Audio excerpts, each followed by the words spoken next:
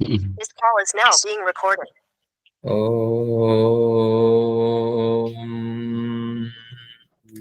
नमः शम्भवाय च मयोभवाय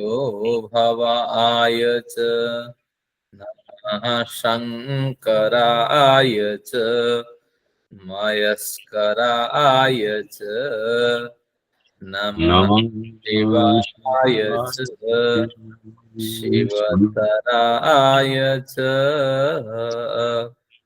ॐ शांति शान्तिः शान्तिः।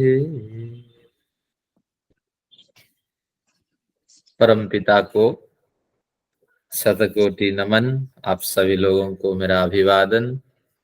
बड़ा ही सौभाग्य है कि कुछ समय का हम सदुपयोग कर पा रहे हैं। न्याय शास्त्र आदि कुछ आर्ष साहित्यों का अध्ययन कर पा रहे हैं और इन सभी जो उत्तम अध्ययन आदि में हमारी प्रवृत्ति है उसके पीछे आप ही प्रमुख कारण है, क्योंकि आपकी उपस्थिति होती है तभी एक उत्साह बना रहता है। तो इसलिए आप सभी धन्यवाद के पात्र हैं। न्याय दर्शन की 18वीं कक्षा आज है। तो आज 18वीं हाँ, तो अब इस कक्षा में हम जो अवयव नामक प्रकरण का अध्ययन कर रहे हैं और कुछ अंश बचे हुए हैं उनका भी अध्ययन करेंगे। अवयव के जो कुछ अंश बचे हुए हैं उनको मैंने जो संस्कृत वाला भाष्य पढ़ा, मैंने समझा कि इसको पढ़ते ही आप उब जाएंगे, तो पहले सरलता को अपनाते हैं। पहले अवयव का स्वरूप हम लोग पढ़ लेते हैं, फिर स्वरूप जब हाथ में लग जाए तो फिर कम श्रम रहेगा आपके लिए इन भाष्यों को समझने में। तो इसलिए आप एक नई शैली से आज चलाते हैं अवयव पे, ताकि रोचकता बनी रहे। और जब आपको सिद्धांत पता हो जाएगा तो फिर ये पंक्तियां जो कठिन देने वाली संस्कृत की पंक्तियां हैं उनको भी आप झेल जाएंगे। तो इस तरह 89 पेज है, यानी 39 सूत्र के बाद जो भाष्य है, 39 सूत्र के बाद सभी पुस्तक निकालिए। 39 सूत्र के बाद जो भाष्य है उन्हीं भाष्यों का अध्ययन करेंगे और उसी में हमें हमारा विषय मिल जाएगा। फिर इतना अध्ययन कर लेने के बाद फिर थोड़ा पीछे चलेंगे, क्योंकि हमें उदाहरण भी पढ़ना है, उपनय पढ़ना है, निगमन पढ़ना है। तो 39 भाष्य में हमें हमारा रहस्य मिल जाता है। 39 भाष्य का प्रारंभ होता है 39 सूत्र के भाष्य का साधर्म्युक्ते, सभी को मिल रहा होगा। फिर उसका दूसरा वाक्य है निगम्यन्ते अनेनेति, इस भाष्य का दूसरा वाक्य है। 39 सूत्र का जो भाष्य है उसमें जो तीसरी लाइन है, तीसरा वाक्य है निगम्यन्ते समर्थ्यन्ते संबध्यन्ते, ये तीसरी लाइन है। अब हमें क्या करना, तत्र तत्र सामर्थ्युक्ते, ये चौथी लाइन है। अब इस चौथी लाइन से हम अध्ययन करते हैं। एक बार फिर मैं क्लियर करता हूं, सूत्र संख्या 39, इसी सूत्र में जो भाष्य लिखा है उसका जो उस भाष्य की जो चौथी पंक्ति है, चौथी पंक्ति से अभिप्राय चौथा वाक्य है, तत्र सामर्थ्युक्ते तावद्धेतो, इस वाली पंक्ति का अध्ययन करते हैं। और आपको पेन और नोटबुक साथ में रखना है। पहले सरलता से विषय को समझ लेते हैं, फिर आगे बढ़ते हैं। तत्र सामर्थ्युक्ते तावद्धेतो, इतनी पंक्ति भी यहां छोड़ देते हैं। अब देखते हैं तावद्धेतो वाक्यम, ये भी छोड़ देते हैं वाक्यम। अब अनित्य शब्दः इति प्रतिज्ञा, तो अब आप अपने कॉपी में नोट करिए, आज का विषय जो है ऊपर लिखिए पंचावयव, पंच अवयव पंचावयव साधर्म्य से, ब्रैकेट में साधर्म्य से, यानी किसी भी वाक्य को जब हम प्रयोग करते हैं किसी भी मत को, किसी भी सिद्धांत को, जब भी हम प्रयोग करते हैं 5 अवयवों में, 5 टुकड़ों में उनको प्रयोग करके अपना पक्ष स्थापित करते हैं, अपने विचार रखते हैं। तो उनमें से पहले साधर्म्य में कुछ विचार होते हैं, कुछ वैधर्म्य में विचार होते हैं। तो आप पहले सरलता की दृष्टि से पहले ऊपर लिखिए पंचावयव, फिर ब्रैकेट में लिखिए साधर्म्य से। अब जो भाष्यकार कहते हैं, हमारे सूत्रकार कुछ नहीं कहते हैं, सूत्र केवल निर्देश करते हैं। तो भाष्यकार का हम धन्यवाद देते हुए इस पंक्ति को उठाते हैं कि अनित्य शब्द इति प्रतिज्ञा। जो पहली पंक्ति आप लिखेंगे, लेफ्ट हैंड साइड पे लिखिए प्रतिज्ञा, फिर बराबर दीजिए। प्रतिज्ञा नामक जो अवयव है तो उसको किस तरह हम कहेंगे? अनित्य शब्द, शब्द अनित्य होता है, ये हमारी प्रतिज्ञा है। अब एक बार फिर क्लियर करता हूं, ऊपर लिखिए पंचावयव साधर्म्य से। अब फिर लेफ्ट हैंड साइड पे आप लिखिए प्रतिज्ञा। प्रतिज्ञा के बाद वहां आप लिखिए कि शब्द अनित्य होता है या शब्द अनित्य है। इस तरह आपको पहले लिखना पड़ेगा, ये आपकी प्रतिज्ञा है। जब प्रतिज्ञा हो गई तो अब आपको क्या चाहिए? हेतु चाहिए। तो हेतु के लिए फिर लेफ्ट हैंड साइड पे आप लिखिए हेतु। हेतु लिख करके बराबर दीजिए। हेतु में क्योंकि हमेशा जोड़ेंगे। हेतु का ये विशेष गुण है, क्योंकि वह उत्पन्न होता है। शब्द अनित्य है क्योंकि वह उत्पन्न होता है। ये हो गया आपका प्रतिज्ञा हेतु।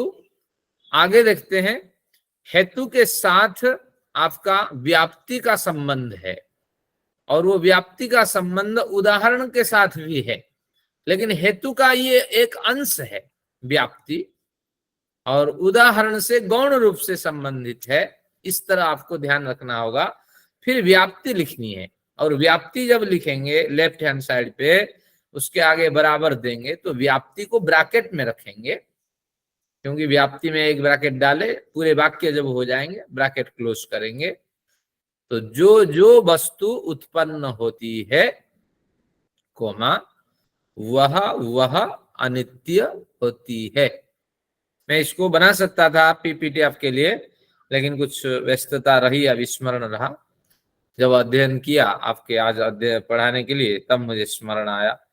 अगली बार इस कमी की पूर्ति करता हूं। तो व्याप्ति में क्या आपने लिखा कि जो जो वस्तु उत्पन्न होती है वह वस्तु अनित्य होती है। ये आपकी व्याप्ति अनित्य होती है के बाद विराम कहा, ब्रैकेट क्लोज कर दीजिए। तो एक बार फिर यहां तक देखिए, प्रतिज्ञा शब्द अनित्य है, हेतु क्योंकि वह उत्पन्न होता है, व्याप्ति जो जो वस्तु उत्पन्न होती है वह अनित्य होती है। हो गया प्रतिज्ञा, हेतु, व्याप्ति। अब उदाहरण लिखिए लेफ्ट हैंड साइड पे।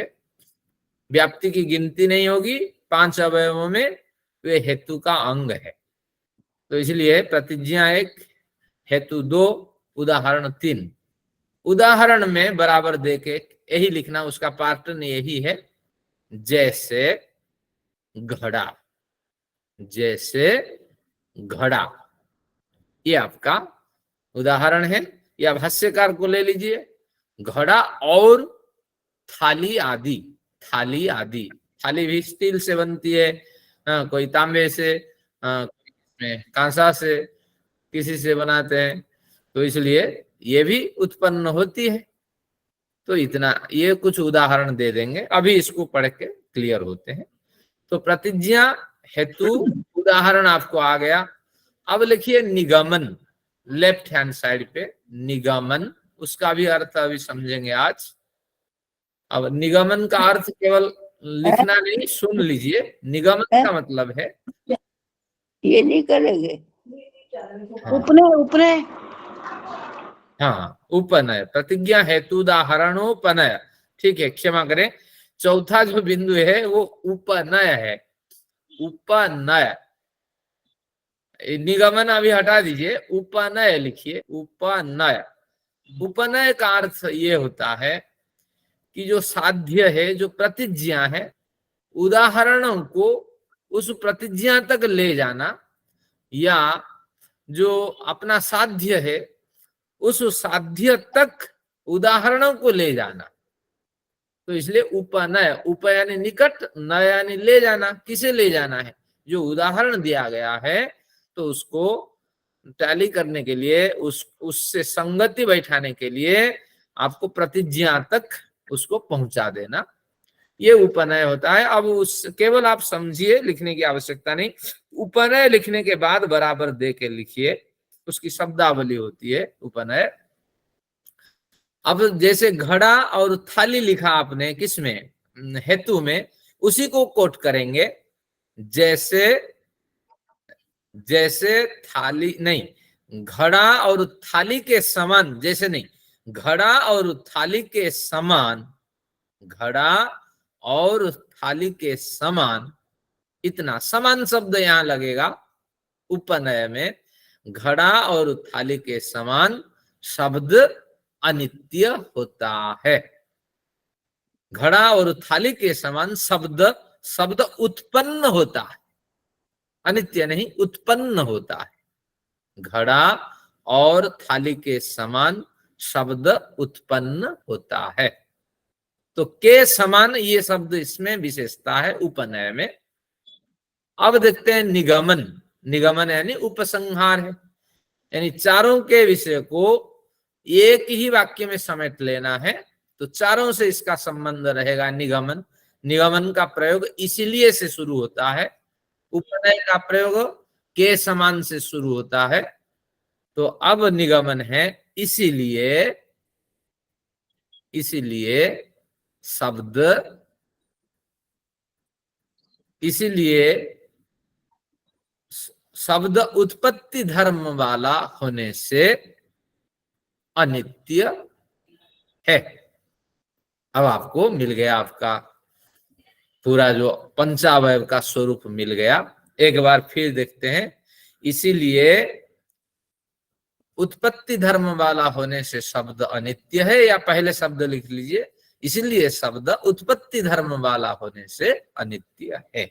एक बार सब आप नजर लगाइए, उसमें दौड़ाइए क्या क्या हमने लिखा। प्रतिज्ञा शब्द अनित्य है व होता है, क्योंकि वह उत्पत्ति, वह उत्पन्न होता है। व्याप्ति, जो वस्तु उत्पन्न होती है वह अनित्य होती है। अब आया उपनय। उपनय का मतलब है के समान, तो नहीं, उदाहरण। इसके बाद उदाहरण। उदाहरण में जैसे, घड़ा और थाली आदि। फिर उपनय। उपनय में हमने अध्ययन किया के समान, यानी घड़ा और थाली के समान शब्द उत्पत्ति धर्म वाला है, और निगमन में इसलिए, इसलिए शब्द उत्पत्ति धर्म वाला होने से अनित्य होता है। अब आपको रहस्य मिल गया। तो इसमें हमने क्या खास देखा? ये प्राचीन भारत में इस तरह पक्ष रखे जाते थे। भाष्यकार अपने पक्ष की स्थापना के लिए बड़े परिश्रम करेंगे, क्योंकि देखा जाए प्रतिज्ञा, हेतु और उदाहरण से सब हो गया, उपनय और निगमन की आवश्यकता नहीं है। लेकिन भाष्यकार क्या करेंगे? क्योंकि भाष्यकार अपने विचार रखेंगे, नहीं नहीं इनकी बड़ी आवश्यकता है और इनसे विषय का स्पष्टीकरण बढ़िया होता है, तो इस तरह इन भाष्यों में वो अपने तर्क देंगे। तो ये एक पक्ष हो गया। एक बार फिर भाष्य से देखते हैं। सूत्र संख्या 39। 39 में जो सूत्र है उसका जो भाष्य है उसकी चौथी पंक्ति, चौथी पंक्ति के बीच में अनित्य शब्द इति प्रतिज्ञा, ये है प्रतिज्ञा वाक्य, हमने लिख दिया, संस्कृत का हिंदी में अनुवाद कर दिया। उत्पत्ति धर्म गत्वादिति हेतु, त्वात् का मतलब क्योंकि, क्योंकि वह उत्पन्न होता है। फिर अब व्याप्ति उन्होंने नहीं लिखा, हमें विषय के स्पष्टीकरण के लिए व्याप्ति को अपनी तरफ से हमने लगाई। उत्पत्ति धर्मकम स्थल्यादि द्रव्यम अनित्यम इत्युदाहरणम। अब उदाहरण में उन्होंने क्या किया कि जो थाली आदि है वो द्रव्य अनित्य है, क्योंकि उत्पत्ति धर्म वाला है, इसलिए इसको उदाहरण में रखें। तो हमने भी इसी को व्याप्ति पहले बना दी थी। अब हमने लिखा जैसे घड़ा और थाली आदि, और ये उत्पत्ति धर्मकम द्रव्यम अनित्यम हमने उसको व्याप्ति में डाल दिया था। फिर कहते हैं तथा चोत्पत्ति धर्मकः शब्दः इत्युपनयः। और उपनय तथा शब्द जोड़ेंगे, तथा का मतलब के समान। तो उत्पत्ति धर्मकः शब्दः, वैसा ही शब्द जो है उत्पत्ति धर्म वाला है। किसके समान? घड़ा और थाली के समान ही शब्द उत्पत्ति धर्म वाला है। ये आपका उपनय। तस्माद् उत्पत्ति धर्मकत्वाद् अनित्यः शब्दः, तस्मात् यानी इसलिए, हमने इसलिए भी लिखा उत्पत्ति धर्मक होने से शब्द अनित्य कहलाता है। ये साधर्म्य का उदाहरण है। शब्द अगर अनित्य है, इस तरह एक साधर्म्य का उदाहरण। एक वैधर्म्य का उदाहरण लिख देते हैं, फिर आपको सूत्र तक ले आते हैं। फिर कल अगली कक्षा जो होगी संडे को, उसमें हम बड़े उदाहरण रखेंगे, बड़े प्रकरण रखेंगे और विषय को समझने की चेष्टा करेंगे, और हमें कितना लाभ इससे होगा उस समय आप अनुमान लगाएंगे। अब लिखिए, एक बढ़िया पेज लीजिए, उसमें लिखिए पंचावयव। एक नया पेज बजा साहब। पंचावयव वैधर्म्य से,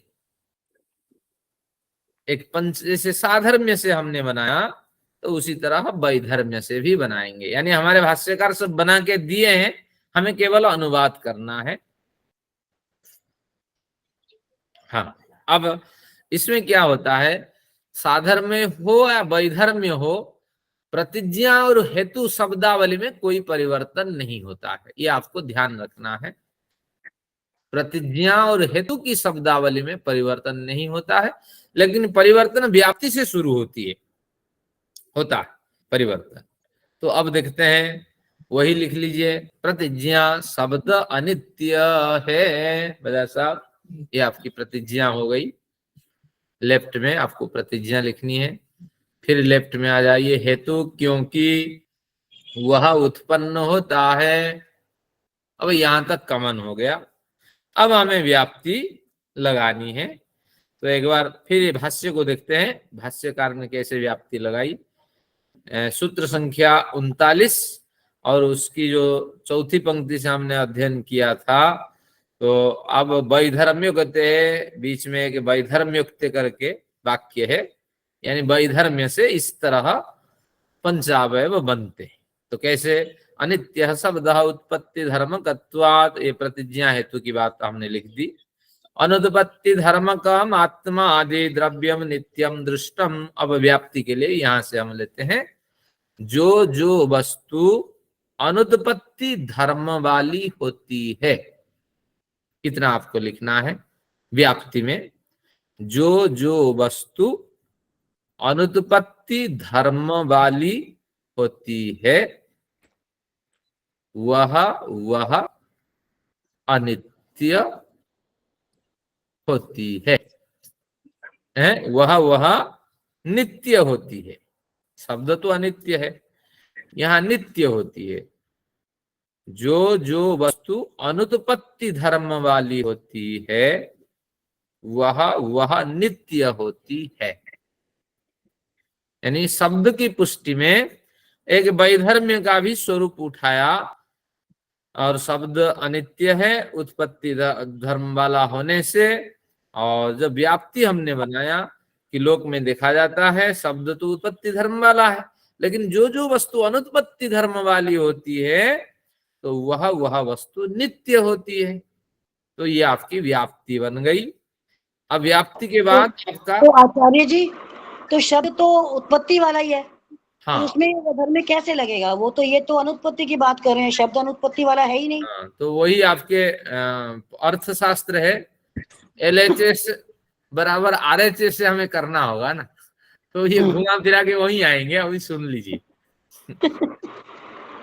हाँ, ताकि आपको पता लगेगा कि कहीं कहीं वैधर्म्य से नहीं बनता, जिसका वैधर्म्य से नहीं बनता कुछ ना कुछ पंगा है, तो अब यहाँ वैधर्म्य से बन जाता है। देखते हैं क्या कैसे बनता है। तो ये हमने व्याप्ति बना दी, यहाँ जो बन जो जाता है, हर केस में नहीं बनता। हाँ, हाँ, यहाँ तो बन जाता है। पर एक बात है, आचार्य जी इसको हम ऐसे कह सकते हैं ना, मुझे जो समझ अनुत्पत्ति वाला है ही नहीं शब्द, तो अनुत्पत्ति का एग्जाम्पल लेंगे क्यों? हाँ, अभी आएंगे, अभी उसकी चर्चा करेंगे, पहले इसको गुजर जाएं इस चीज पे। तो चलिए भाई, हमने व्याप्ति क्या लिखी, जो जो वस्तु अनुत्पत्ति धर्म वाली होती है वह वह नित्य होती है। अब आगे देते हैं उदाहरण, जैसे आत्मा, जैसे आत्मा, जैसे उदाहरण का संकेत है। अब आपका पास क्या बचा कि उपनय, उपनय की शब्दावली के समान, तो आत्मा के समान, उपनय की शब्दावली के समान है, तो आत्मा के समान शब्द अनुत्पत्ति धर्म वाला नहीं होता है। यही उन्होंने समाधान कर दिया, आत्मा के समान शब्द अनुत्पत्ति धर्म वाला नहीं होता है। और निगमन का मतलब चारों वाक्यों को मिला देना है, इसीलिए शब्द उत्पत्ति धर्म वाला होने से अनित्य है। अब LHS RHS आपका बराबर हो गया, इक्वेशन मिल गया। यानी एक बार नित्य पदार्थ से उसको टटोल लिया, एक बार अनित्य पदार्थ से उसको टटोल लिया, और देखा गया कि बिल्कुल इसका धर्म अलग है, इसका धर्म अलग है, तो इसलिए हम सही कह रहे हैं। ये हो आचार्य गया। जी निगमन में क्या लिखेंगे इसमें? इसीलिए इसीलिए निगमन का पहला शब्द, इसीलिए शब्द उत्पत्ति धर्म वाला होने से, इसीलिए शब्द उत्पत्ति धर्म वाला होने से अनित्य है। तो आचार्य सिर्फ व्याप्ति और उदाहरण फर्क हुए, बाकी तीनों सेम हो गए।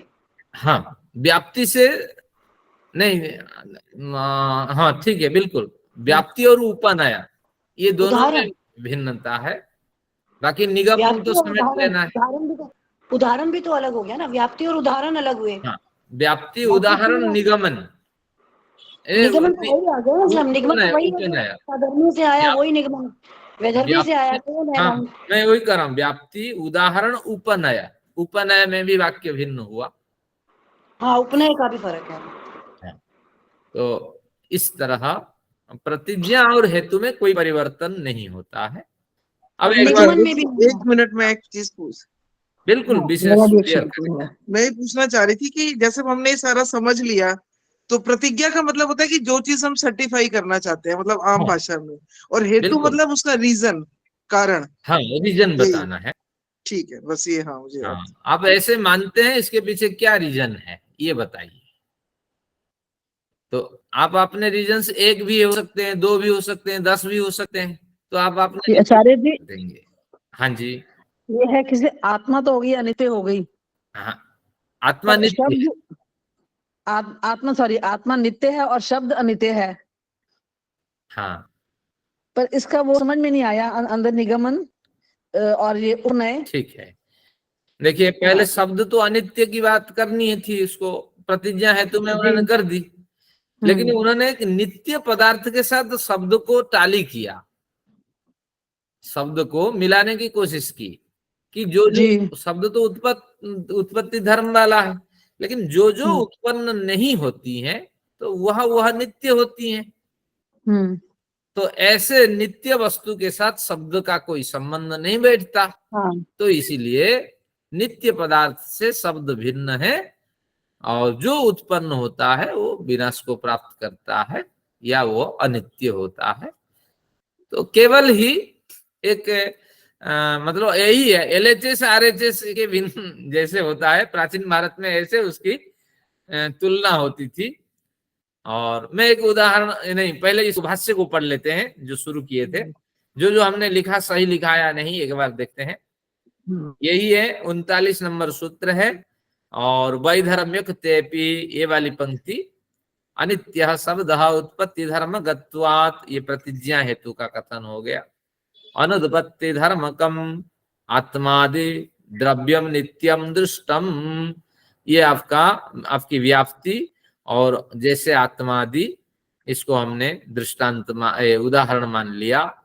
अब उपनय, न च तथा अनुत्पत्ति धर्म कह शब्द, तो न च तथा का मतलब के समान, तो आत्मा के समान शब्द अनुत्पत्ति धर्म वाला नहीं है। तस्मात्, इसीलिए उत्पत्ति धर्मकत्वाद अनित्य शब्द, वही पुरानी पंक्ति है, इसलिए अनुत्पत्ति धर्म वाला होने से शब्द अनित्य होता है। हमने सही लिखा। हाँ, अब आप अपना विचार रखें, कुछ विचार रखना चाहती थी आप। नहीं, ये तो दोनों अलग अलग हो गए, आत्मा अलग है और शब्द अलग है। हाँ, अब इसको तो इन दोनों का एग्जाम्पल ठीक बैठा है यहाँ पर, मुझे समझ में नहीं आया ये ना। अब मैं क्लियर करता हूँ एक बार फिर। साधर्म्य, साधर्म्य यानी जो जो पदार्थ प्रतिज्ञा के साथ समान धर्म वाले होते हैं, तो उनका एक उदाहरण दे दिया, घड़ा और थाली का। लेकिन जो जो पदार्थ प्रतिज्ञा के साथ असमान जातीय होते हैं, प्रतिज्ञा के साथ मेल नहीं खाते हैं, तो उनका एक उदाहरण दे दिया, आत्मा आदि, आकाश आदि, काल आदि, दिशा आदि, ये कुछ उदाहरण दे दिया। अब जब इन उदाहरणों से संगति नहीं बैठती कि शब्द जो है इन उदाहरणों के द्वारा सिद्ध नहीं होते हैं, तो निश्चित रूप से पता लगा कि शब्द अनित्य है और वह उत्पत्ति धर्म वाला है। तो ये एक बौद्धिक प्रयास है। जैसे मैं एक उदाहरण देता हूं आपके सामने। क्या उदाहरण है कि आत्मा असत है, कल मैंने उदाहरण दिया था, क्योंकि वह दिखती नहीं है, अदृश्यत्वात् आत्मा असत है, ये मेरी प्रतिज्ञा है। अदृश्यत्वात्, क्योंकि वह दिखती नहीं है। वह ईश्वर को ले लीजिए, ईश्वर नास्ति, ईश्वर नहीं है, और क्योंकि वह दिखता नहीं है, ये हो गया प्रतिज्ञा हेतु। अब मैं क्या करता हूं, यहां व्याप्ति नहीं लेता हूं, क्योंकि व्याप्ति में मुझे खतरा है, तो इसलिए व्याप्ति को यहां छिपा देते हैं। अब मैं आगे जाता हूं।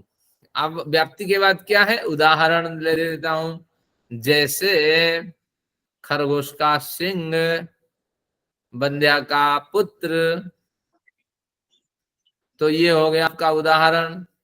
अब प्रतिज्ञा है उदाहरण उपनय, उपनय का मतलब के समान, खरगोश के सिंह के समान, बंध्या के पुत्र के समान। आत्मा अदृश्यमान, ईश्वर अदृश्यमान है, ईश्वर नहीं है, ईश्वर का पूर्णतः अभाव है, अत्यंत अभाव है। फिर मैं उपसंहार कर देता हूं, क्या है कि उपसंहार की शब्दावली, इसीलिए बंध्या पुत्र के समान, अनुत्पत्ति अदृश्य शक्तिमान होने से ईश्वर नहीं है। अब इसमें क्या है कि ऐसी पंक्ति आपके सामने आएगी, ऐसे वाक्य आएंगे जब आप व्यवहार में आएंगे, तो उसमें व्याप्ति छिपी हुई होगी। जब व्याप्ति लगाएंगे, व्याप्ति में कठिनाई होती है, व्याप्ति लग गई तो निश्चित रूप से आपका जो समाधान हो गया पक्ष। व्याप्ति कैसे कि ईश्वर नहीं है क्योंकि वह अदृश्य है। अब यहां जोड़ना पड़ेगा व्याप्ति, जो जो वस्तु अदृश्य होती है वह अनित्य होती है, असत होती है। ऐसी तो हो नहीं सकती, जो जो अदृश्य है वो असत है, तो यहाँ व्याप्ति नहीं लगेगी। अगर व्याप्ति छिपा दिया जाए तो इसको कहेंगे हेत्वाभास। एक हेत्वाभास नामक प्रकरण आएगा, वो भी कई तरह के हेत्वाभास हैं, कुछ कुछ उसमें छिपा हुआ होगा और आपको लगेगा बिल्कुल ये सही कह रहे हैं, और फिर उसमें कहीं हेतु छिपा हुआ होगा, कहीं उदाहरण छिपा हुआ होगा, व्याप्ति छिपी हुई होगी। तो इस तरह हम अक्सर भ्रांति में फंसते हैं। तो उससे बचाने के लिए ये कुछ पहले से हमें भाष्यकार तैयारियां करा रहे हैं हमसे, तो देखेंगे इसका लाभ मिलेगा। हमारे पास आज इतना अध्ययन का विषय है, अब हम भाष्य अध्ययन करते हैं, हमें अब कठिनाई नहीं होगी। आचार्य जी, जैसे ये मैंने शॉर्ट में लिखा है, जैसे आपसे मतलब वो मेरे को बताना ठीक है या नहीं, क्योंकि गलत, क्योंकि हाँ आपने साधर्म में बताया कि जो चीज, ये साधर्म है कि जो चीज उत्पन्न होती है वो नष्ट हो जाती है, जैसे कि घड़ा या थाली या पतीला वगैरह, ये साधर्म हो गया। और वैधर्म हो गया कि जो उत्पन्न नहीं होता वो नष्ट भी नहीं होता, जैसे कि आत्मा। यही बिल्कुल मतलब इसका कंक्लूजन हम लोग निकालेंगे, या बिल्कुल कुछ इसमें इतना है। मैंने। प्रतिज्ञा के साथ जिन जिन पदार्थों का, जिन जिन उदाहरणों का संगत हो जाता है, उदाहरणों की संगति बैठ जाती, तो वो साधर्म्य है। प्रतिज्ञा तो प्रमुख है, प्रतिज्ञा असाध्य, और जिनकी संगति नहीं बैठती है वो वैधर्म्य है। इतना ही इसमें भेद है। तो आइए पूर्व प्रकरण जहां से छोड़े थे उसको शुरू तो करते हैं। आचार्य जी आपने दूसरा उदाहरण क्या लिया कि ईश्वर अदृश्य है इसलिए वो नहीं है? चलिए अब इसका पक्ष स्थापन कर देते हैं। प्रतिज्ञा क्या थी इसकी, थोड़ा मतलब पहली। यहाँ कल चर्चा करते हुए आपने कही थी कि बहुत सी स्थिति ऐसी होगी कि जिसमें हम वैधर्म्य प्रस्तुत नहीं कर पाएंगे। हाँ तो जी, हाँ जी। तो जितने नास्तिक मत हैं उसका एक वैधर्म्य पक्ष जरूर होता है, क्योंकि नास्तिक को हमें अच्छा। काटना होता है। तो आस्तिक पक्ष में कहीं कहीं वैधर्म्य नहीं मिलेगा, लेकिन नास्तिक पक्ष में हम काटते हैं। प्रतिज्ञा हेतु में कुछ नहीं करना कि ईश्वर अदृश्य है और वह दिखता नहीं, ईश्वर नहीं है, वो दिखता नहीं है। ठीक है, यहां तक हो गया। अब हम क्या करते हैं, प्रतिज्ञा हेतु के बाद व्याप्ति शुरू करते हैं। यहाँ व्याप्ति से खंडित होने लगा, क्योंकि जो जो वस्तु उत्पन्न होती है, जो जो वस्तु नहीं दिखती है, वह असत नहीं होती है। जैसे हवा। हाँ, तो यहाँ असत नहीं होती है करना पड़ेगा, जैसे हवा, जैसे इलेक्ट्रॉन, तो ये आपको जोड़ना पड़ेगा। क्या कह रहे फिर हैं? आते हैं आगे, जैसे हवा, जैसे इलेक्ट्रॉन है। एक और बताया ना। इलेक्ट्रॉन दिखती नहीं ना, तो हवा कैसे हो इलेक्ट्रॉन। जाएगी? हवा तो फिर स्पर्श से पता चलती है ना। हाँ, लेकिन दिखती तो नहीं है ना। इलेक्ट्रॉन स्पर्श भी नहीं आसानी से पता चलती इलेक्ट्रॉन की, लेकिन दिखने की बात चल रही ना यहाँ। आकाश कह सकते हैं। भाष्यकार कहेंगे कि थोड़े से धर्म मात्र दिखा करके आप अगर पक्ष की स्थापना करेंगे तो वो हम नहीं मानेंगे, क्योंकि केवल दिखती नहीं है इसलिए वस्तु नहीं है, ये थोड़ा सा ही धर्म का कथन है। तो यहाँ पूर्ण पर अगर हम हवा की जगह, हवा का भी विरोध हो सकता है जैसे इन्होंने किया अभी, तो इसकी जगह अगर हम ये लिखें कि कोई दर्द दिखाना है या भूख दिखानी है, वो नहीं आकाश दिखा कह सकते। देना, आकाश। हाँ, अब उसको साधर्म्य में स्थापित करेंगे। साधर्म्य में साधर्म्य में, उसको ले सकते हैं। हाँ, अब साधर्म्य में स्थापित कर देते हैं। ईश्वर है, अब आगे देते हैं क्यों ईश्वर है, क्योंकि वह निराकार है। जो जो वस्तु निराकार होती है वह वस्तु किसी न किसी रूप में अपनी सत्ता में उपस्थित होती है।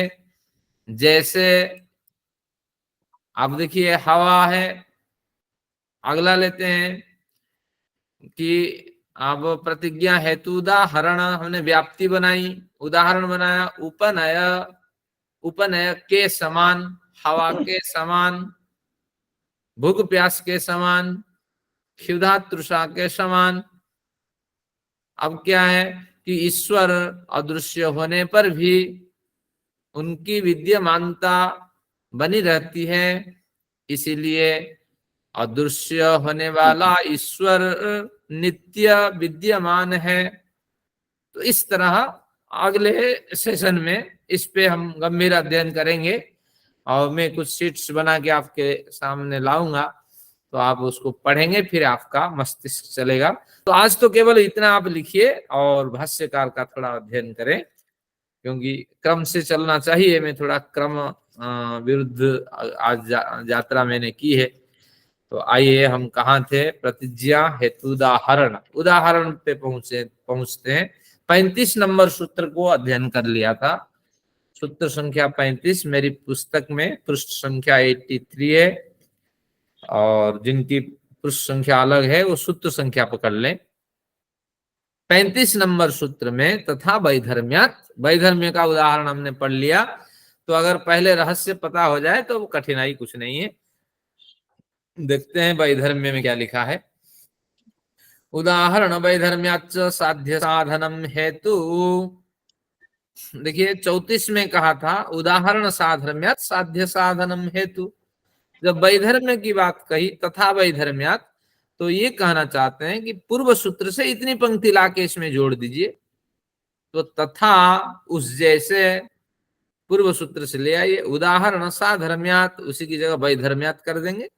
तो उदाहरण वैधर्म्यात् साध्य साधनम हेतु, यानी जैसे उदाहरण के साधर्म्य से साध्य की सिद्धि करने में हेतु समर्थ होता था, वैसे ही उदाहरण के वैधर्म्य से भी साध्य की सिद्धि करने में हेतु समर्थ होता है। कुछ नहीं है, जैसे उदाहरण की सिद्धि के लिए हेतु समर्थ होता था साधर्म्य से, ऐसे उदाहरण की सिद्धि के लिए वैधर्म्य से भी हेतु समर्थ होता है।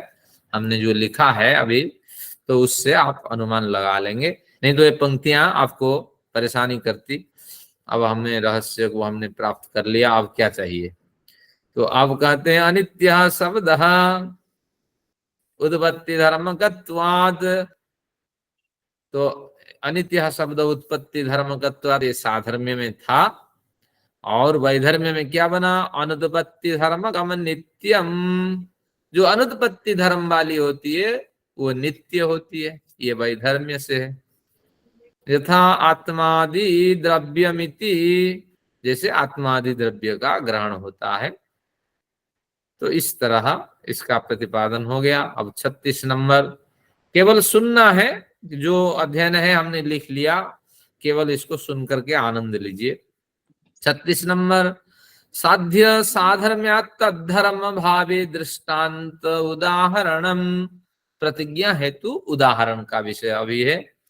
तो उदाहरण किसे कहते हैं ना, साध्य साधर्म्यात्, साध्य के साथ समान धर्म वाला होना चाहिए। साध्य कौन है, प्रतिज्ञा। प्रतिज्ञा में हमने क्या डाल रखा है, शब्द अनित्य है, ये हमारी प्रतिज्ञा है। ईश्वर विद्यमान है, ये हमारी प्रतिज्ञा है। तो इस तरह जो साध्य है उसके साथ साधर्म्यात् समान धर्म वाला होना चाहिए उदाहरण। और क्या होना चाहिए, तद्धर्म भावी, तद्धर्म के ऊपर एरो लगा के लिख दीजिए कि साध्य के धर्म को धारण करने में समर्थ भी हो। साध्य के जो धर्म है उसको धारण करने में समर्थ हो, और पहले क्या बताया था, साध्य के साथ समान धर्म वाला हो। ये दो स्तर उसमें होना चाहिए उदाहरण में, कि जो उदाहरण दे रहे हैं वो साध्य के साथ समता की स्थापना करें और साध्य के धर्म को धारण करने में समर्थ हो, तद्धर्म भावी। जैसे अनित्य शब्द, तो इसमें क्या है कि इस पंक्ति में शायद भाष्यकार के साथ चलेंगे तो ज्यादा, चलो मैं क्लियर कर देता हूं। अनित्य शब्द इस वाक्य में और उत्पत्ति धर्मकत्वात् इस पंक्ति में दो भेद करेंगे। शब्द अनित्य है, अनित्य जो है ये एक तरह का साध्य साधन भेद करेंगे कि उत्पत्ति धर्म वाला होने से ये कारण है, उत्पत्ति धर्म वाला होने से, और अनित्य हो जाना ये आपका कार्य है। तो कार्य कारण संबंध, साधन साध्य संबंध यहां बना देते हैं।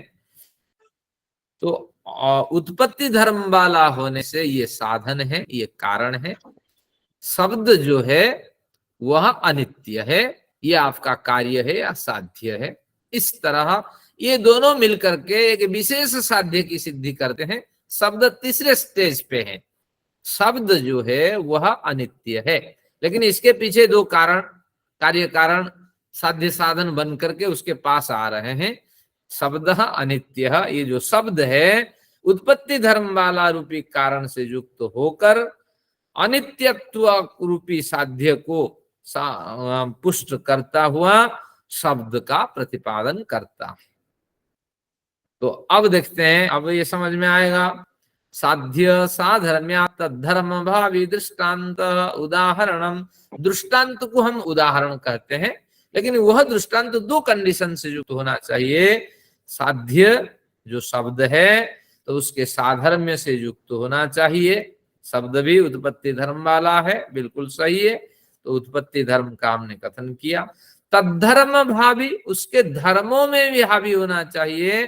तो शब्द का क्या धर्म है? अनित्य उसका धर्म है, तो इसलिए यह अनित्य धर्म से युक्त हो करके प्रयुक्त होना चाहिए। ऐसा अगर उदाहरण देंगे तो वही उदाहरण मान्य होगा, अन्यथा ये उदाहरण की संगति न होने से तो ये जो वाद है, ये जो विचार चर्चा है, ये आगे नहीं बढ़ने वाली होगी। तो एक बार भाष्यकार को पढ़ते हैं। साध्येन साधर्म्यम समान धर्मता। भाष्य को केवल सुनना है, कोई विशेष नहीं है। तो साध्येन साधर्म्यम समान धर्मता की परिभाषा है कि साध्य के साथ साधर्म्य स्थापित करना, यही समान धर्मिता है। साध्य साधर्म्यात् कारणात् तद्धर्म भावी दृष्टांत। तो इस तरह साध्य साधर्म्य पंक्ति वहां से आपको ले लेनी चाहिए, जो 34 नंबर में साधर्म्य के संदर्भ में बताया था, बताई थी वो पंक्ति। वो तस्य धर्मस्तद धर्म, तद्धर्म शब्द कैसे बना ना, तस्य धर्म से बना। तस्य कस्य, तस्य का मतलब क्या है ना, साध्य का धर्म। साध्यस्य साध्यम च द्विविधम। जो साध्य है वो दो प्रकार के सामने आते हैं। कैसे है ना, धर्म विशिष्टो वा धर्म शब्दस्यानित्यत्वम। इस वाक्य को, उदाहरण को हम दो तरह प्रस्तुत कर सकते हैं। अगर धर्म विशिष्ट करेंगे, धर्मी कौन है, यहाँ केवल हल्के मस्तिष्क से समझे, विषय समझ चुके हैं।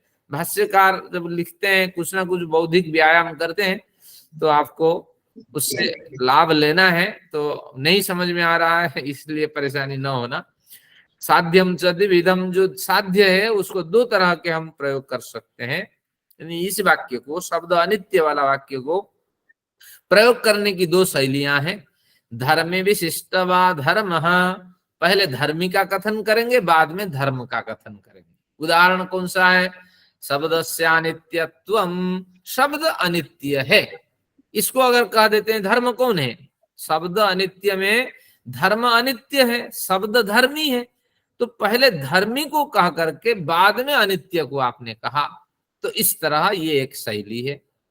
कहते हैं दूसरी शैली क्या है, न धर्म विशिष्टो वा धर्मी, पहले धर्म का कथन करेंगे, बाद में धर्मी का कथन करेंगे। तो इस तरह हम उदाहरण को प्रस्तुत कर सकते हैं। जैसे उदाहरण देखिए, अनित्य शब्द, पहले शब्द अनित्य कहा था, अब घुमा दिया उसको, अनित्य शब्द। केवल बौद्धिक व्यायाम है, इसमें कुछ विशेष नहीं है। इहोत्तरम तद ग्रहणेन गृह्यत इति। कहते हैं यहाँ ये दो तरह के प्रयोग में से हम उत्तरवर्ती प्रयोग को ज्यादा मान्यता देते हैं, ग्रहण करते हैं। तो उत्तरवर्ती कौन है? अनित्य शब्द, ये ज्यादा अप्रोप्रिएट लगता है। कस्मात्, क्यों? पृथक धर्म वचनात्, क्योंकि धर्म को उन्होंने पृथक रूप से कह दिया। तो इसलिए पहले शब्द अनित्य न कह करके पहले अनित्य शब्द इस तरह कहना चाहिए, अनित्य पे ज्यादा फोकस जाता है। तस्य धर्मस्तद धर्मस्तस्य भावस्तद धर्म भावः, यही है, कुछ विशेष नहीं। सजस्मिन् दृष्टान्ते वर्तते स दृष्टान्तः, तो ऐसे धर्म जिस दृष्टांत में विद्यमान होते हैं, समान धर्मता और जो असाध्य दृष्टांत के धर्म है वो साध्य में, साध्य के धर्म है दृष्टांत में वो विद्यमान होता है। तो आचार्य जी, अगर अनित्य शब्द कहेंगे, पहले तो हमें वो चीज बतानी चाहिए ना जिसकी हम बात कर रहे हैं। तो शब्द अनित्य है तो ठीक है, शब्द की बात कर रहे हैं अनित्य, लेकिन अनित्य अनित्य पहले चीज तो बता ही नहीं क्या है, बाद में शब्द बता रहे हैं, ये तो ठीक नहीं लग रहा बोलने में। भाष्यकार तो उन्होंने अपने विचार दिए कि दो पक्ष हो सकते हैं और इसमें उत्तरवर्ती जो वाक्य है तद ग्रहण, तो उसको ग्रहण। ये पहले वाला ही ठीक लग रहा है नहीं, हमें तो। वो तो भाष्यकार के साथ चलते हैं। अब देखते हैं, हाँ आपके 2 डिवाइस चल रही है अनुराधा जी, शायद एक बंद कर। तस्य धर्मस्तद धर्मस्तस्य भावस्तद धर्म भावस। अब ये इस तरह जिसमें देखा जाता है उसी को दृष्टांत कहते हैं। दृष्टांत में 2 स्वरूप मैंने कहा था कि समान धर्मता होनी चाहिए और साध्य के धर्म को ग्रहण करने में समर्थ होना चाहिए। तो ये दृष्टांत में ये 2 लक्षण होने चाहिए। कहते हैं साध्य साधर्म्या दुदपत्ति धर्म कत्वा तद्धर्म भावी भवति। उसी पंक्ति को फिर खोलते हैं, भवति च चोदाहरणमिष्यते। तो इस तरह उदाहरण का प्रयोग किया जाता है। ये जो पंक्ति है हमने बहुत बार पढ़ ली है, कोई खास इसमें नहीं है। तत्र यदुत्पद्यते तदुत्पत्ति धर्मकम। अब जो उत्पन्न होता है उसको उत्पत्ति धर्मक कहते हैं। तच्च भूत्वा न भवति आत्मानं जहाति निरुध्यत इति अनित्यम। और जो उत्पन्न हो करके विद्यमान, जो उत्पन्न होता नहीं या नष्ट हो चुका होता है, तो उसको हम अनित्य कहते हैं। तच्च भूत्वा न भवति, जो कभी उत्पन्न होता नहीं है, और आत्मा को जो कभी छोड़ता नहीं है, तो वो अनित्य पदार्थ है। गलत कहा। तत्र यदुत्पद्यते तदुत्पत्ति धर्मकम। जो उत्पन्न होता है उत्पत्ति धर्मक है। तच्च भूत्वा न भवति, जो उत्पत्ति धर्मक है वो हो करके दोबारा इसी तरह नहीं होता है। आत्मानं जहाते, अपने स्वरूप को त्याग देता है। निरुध्यते, टूट फूट जाता है, इसलिए उसका नाम अनित्य है। उदाहरण घट आप सब जानते हैं। एवं उत्पत्ति धर्मकत्वम साधनम अनित्यत्वम साध्यम।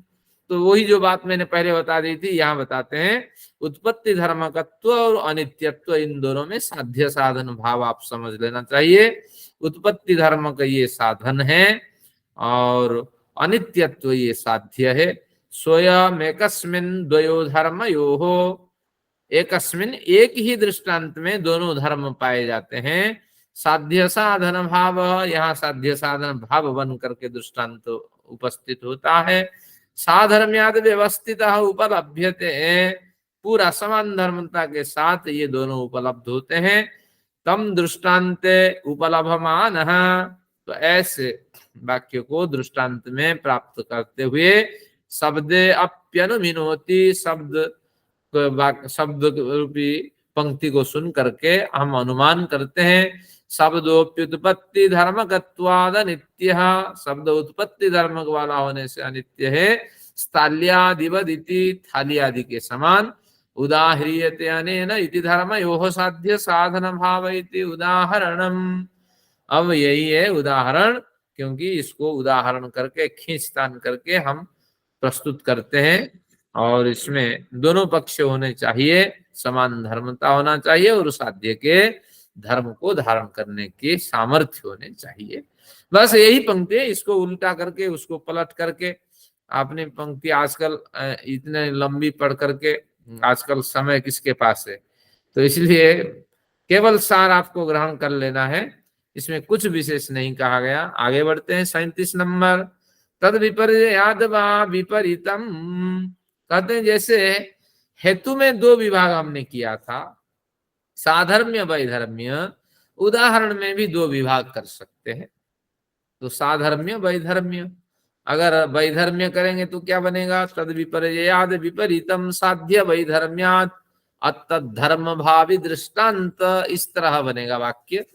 देखिए 36 नंबर में हमने क्या कहा था, पढ़ा था, साध्य साधर्म्यात् तद्धर्म भावी दृष्टांत उदाहरणम। तो यहाँ साधर्म्य की जगह वैधर्म्य लगा देते हैं। साध्य वैधर्म्यात् तद्धर्म भावी दृष्टांत उदाहरणम, इस तरह वाक्य आपका बन जाएगा। अब दृष्टांत इसको थोड़ा पढ़ लेते हैं, क्योंकि आप उब न जाए इसलिए मैंने रहस्य बता दिया था, नहीं तो इन पंक्तियों को पढ़ पढ़ क्या बताना चाहते हैं इसके अंदर हम परेशान हैं। तो इसको देख लेते हैं। विपरीत में क्या कहते हैं, दृष्टांत उदाहरण यदि प्रकृतम। अब कहते हैं दृष्टांत का मतलब उदाहरण, ये आपको समझ लेना चाहिए। साध्य वैधर्म्या तद्धर्म भावी दृष्टांत। तो पढ़ पढ़ करके हम थक चुके हैं। उदाहरणमिति अनित्य शब्द उत्पत्ति धर्मकत्वात्। शब्द अनित्य है, उत्पत्ति धर्मक, ये साधर्म्य में उदाहरण आपने दिया था। अनुत्पत्ति धर्मकम नित्यम आत्मादि, ये वैधर्म्य में भी उदाहरण आ गया। स्वयं आत्मादि दृष्टांत, और आत्मा हमने दृष्टांत के रूप में प्रस्तुत किया था। साध्य वैधर्म्याद अनुत्पत्ति धर्मकत्वानुत्पत्ति धर्म भावी जो सो साध्यस्य धर्मो अनित्यत्वम् स तस्मिन्न भवतीति। चलिए एक बढ़िया बात याद आई। कभी पिताजी हमारे थे शरीर में, तो था सनातन परिवार। जब मैं गुरुकुल अध्ययन के लिए नहीं गया था, तो पिताजी के साथ मैं करता था भागवत का पारायण।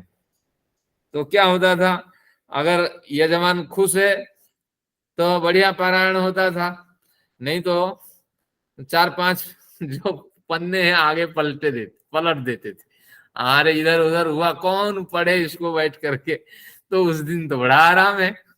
तो इस तरह ये पंक्तियां भी इसी तरह पलट दे रहा हूं, क्योंकि पढ़ने वाले को शौक नहीं होता है, जो भागवत पारायण करता है बड़ा दुखी होता है, लेकिन सुनने वाले को शौक है, ये ध्यान रखा जाता है। तो मैंने शुरू में पिताजी से पूछा, ऐसे क्यों करते हैं आप, ये तो पाप होता है ना, ध्यान रखा करो। जब श्रोता लोग रुचि नहीं ले रहे हैं तो आप खामोखाश्रम क्यों करोगे। तो इसलिए औचित्य एक सिद्धांत होता है। लालवती यहाँ तो है नहीं, आपके कैमरा नहीं लगी है, तो आप खड़े होकर के क्यों परेशान होते हैं, बस निकल जाओ। तो ये पिताजी का सिद्धांत था, लेकिन ये गलत है, कहीं ना कहीं त्रुटि होती है, तो इसको आपको पाप झेलना पड़ता है। और आप अगर कैमरा नहीं निकल जाएंगे, किसी के साथ एक्सीडेंट जैसे हो सकता है। तो इस तरह चलिए, पंक्ति तो वाचन करनी है आपके सामने। चलिए एक रोचक बात याद आ गई। जो सो साध्यस्य धर्मो अनित्यत्वं स तस्मिन्न भवति। जो सो साध्यस्य धर्म अनित्यत्वं स तस्मिन्न भवति। इसी वैधर्म्य में साध्य का धर्म जो अनित्यत्व है, नहीं, साधर्म्य में साध्य का धर्म जो अनित्यत्व है वह नहीं होता है। अत्र आत्मादो दृष्टान्त उत्पत्ति धर्मकत्वस्य अभावाद अनित्यत्वम्। आत्मा के उदाहरण में आपको अनित्यत्व मिल जाएगा। न भवति उपलभमाने शब्दे विपर्यया मनुमिनोति उत्पत्ति धर्मकत्वस्य भावाद अनित्यः शब्दः। चलिए, साधर्म्युक्तस्य हेतोः साध्य साधर्म्यात् तद्धर्म भावी दृष्टांत उदाहरणम। इस पंक्ति को दोबारा रिपीट कर दी। अब इसका अर्थ करते हैं।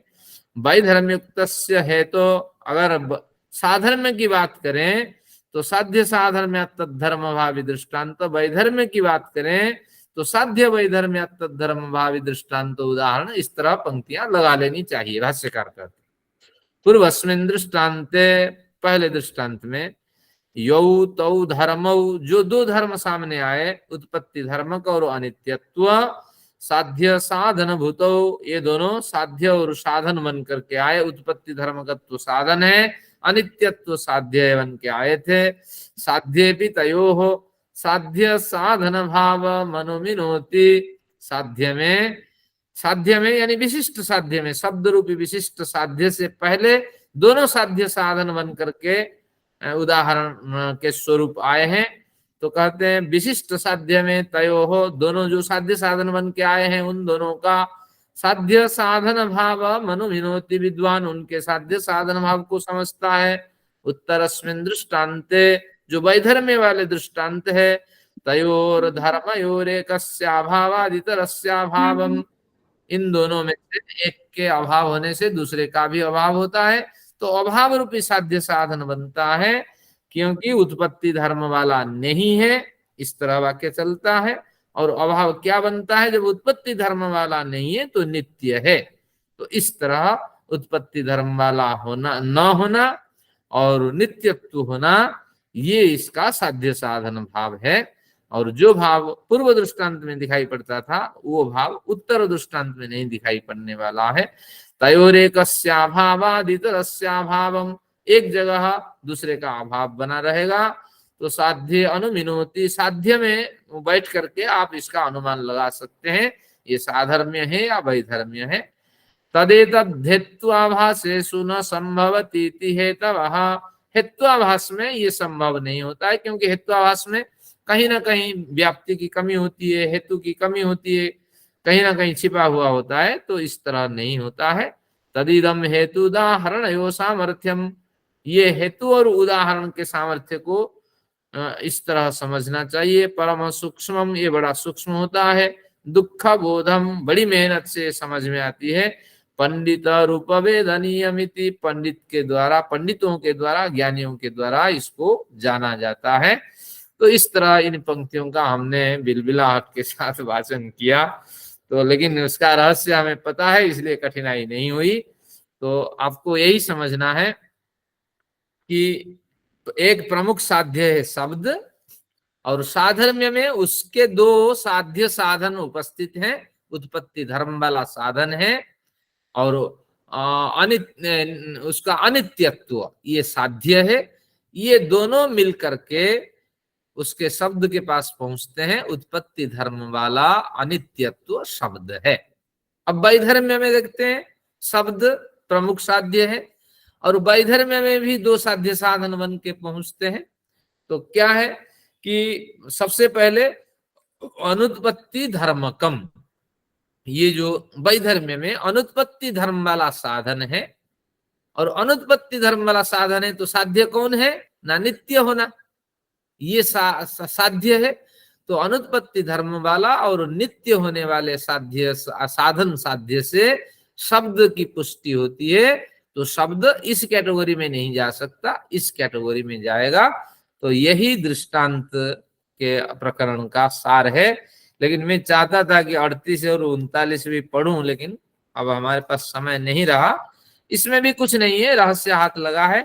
तो तात्पर्य है संडे की क्लास आपको रोचकता देने वाली है और आपका मस्तिष्क चलेगा। लेकिन आज समय आधा घंटा और होता तो ये आपको आज से आनंद आने लगता। चलिए, जितना आनंद आया आया।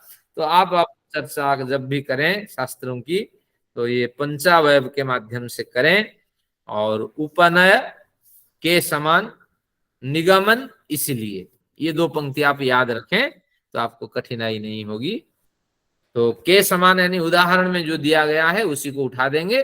घड़े के समान, खरगोश के समान, थाली के समान, ये आपका उपनय हो गया। और निगमन इसीलिए, निष्कर्ष आप बता देंगे इस तरह होने से इस तरह है, अगर इस तरह न होने से इस तरह है, तो ये निगमन है। चलिए, आज का सत्र यही समाप्त करता हूं और फिर आचार्य जी नमस्ते। कुछ प्रश्न आया तो शांति पाठ कर लेते हैं। तो लाइनें है ना, ये तदेतद् हेत्वाभासेषु, हाँ, ये समझा दीजिए। हाँ बिल्कुल समझाते हैं। आइए शांति पाठ करते हैं, समय हो गया है। ओम द्यौः शान्तिरन्तरिक्षं शान्तिः, पृथिवी शान्तिरापः शान्तिरोषधयः शान्तिः वनस्पतयः शान्तिर्विश्वे देवाः शान्तिर्ब्रह्म शान्तिः सर्वं शान्तिः शान्तिरेव शान्तिः सामा शान्तिरेधि। ॐ शान्तिः शान्तिः शान्तिः। वैदिक अभिवादन सभी को। अब पहले जिनको जाना है तो देखते हैं तदेतद् हेत्वाभास वाला प्रकरण।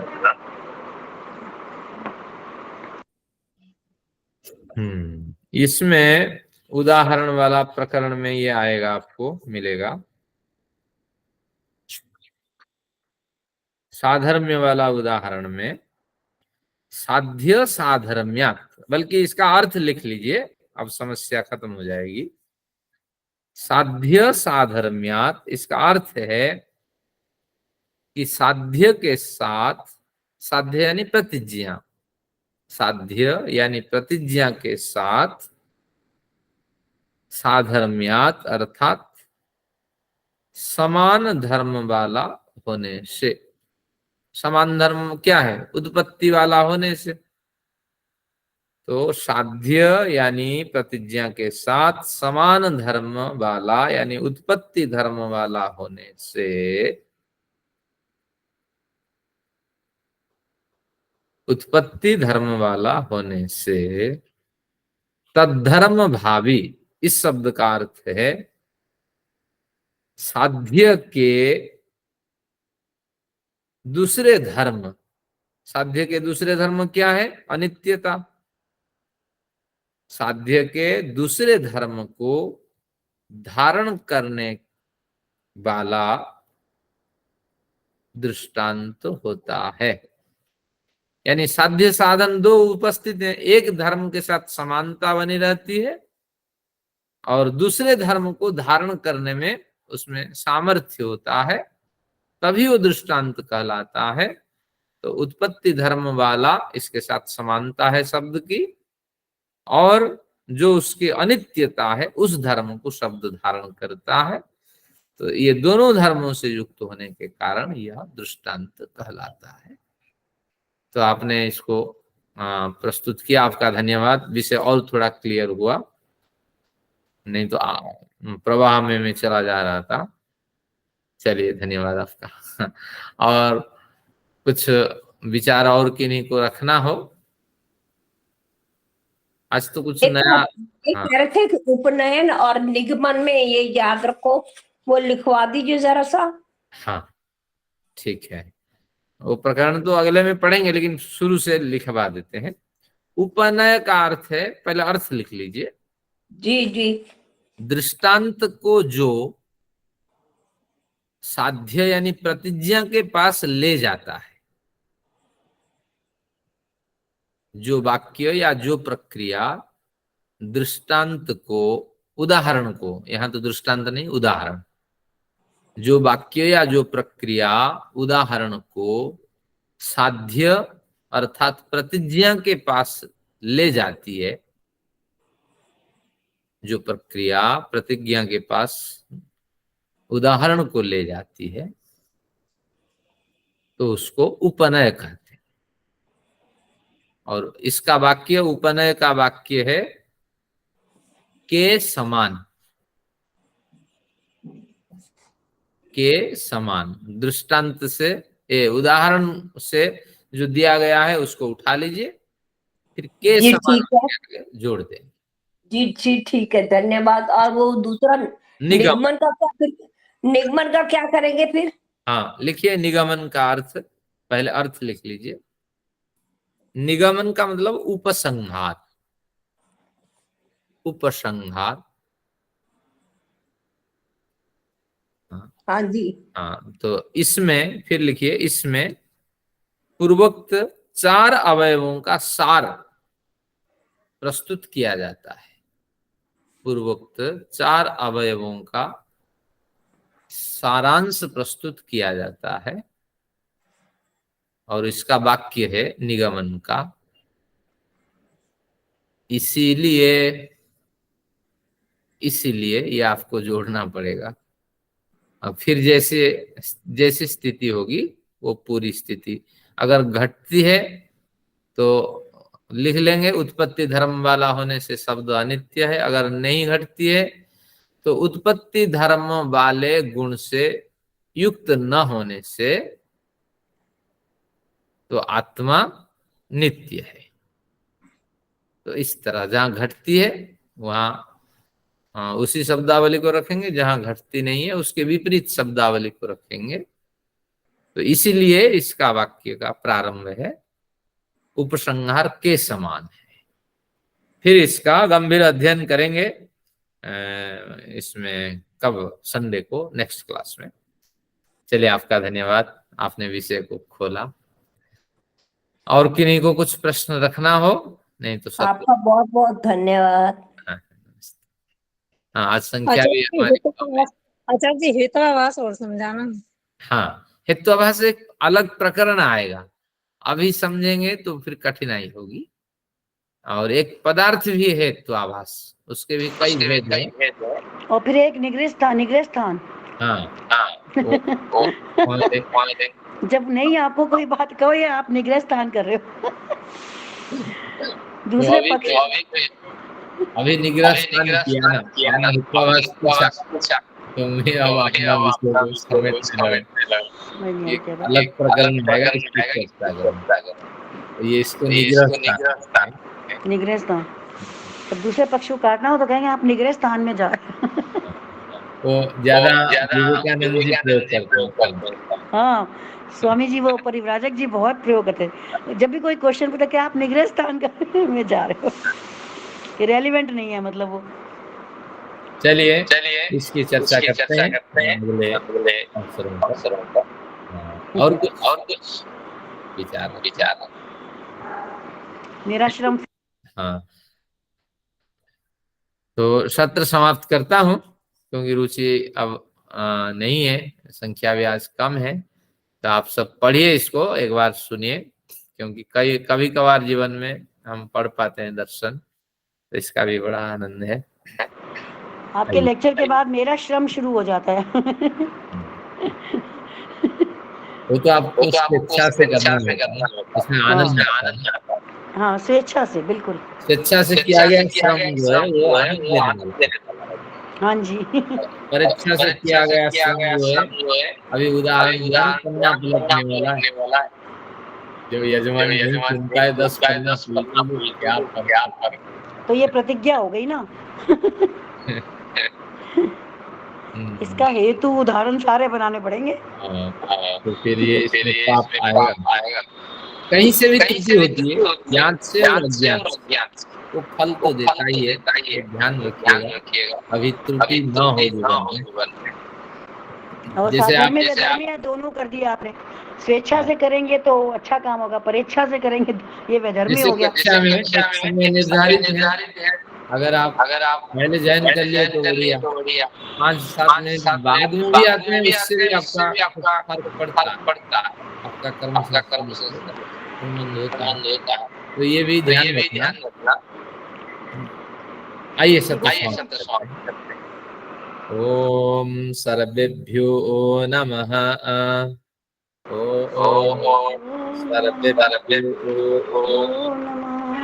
सर्वेभ्यो धन्यवाद आचार्य जी।